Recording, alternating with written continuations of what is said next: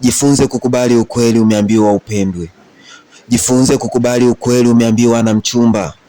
Jifunze kukubali kumwacha aende kwa anayempenda zaidi yako. Jifunze kumwacha aende kwa aliyomchumbia. Jifunze kukubali kuwa wewe bado ni fukara maskini, haufai hata kupendwa. Pia jifunze kuomba kila kunapokucha alfajiri, Mungu aweze kukushika na kukuinua tena. Jifunze kuitikia yote mabaya waliokufakazia.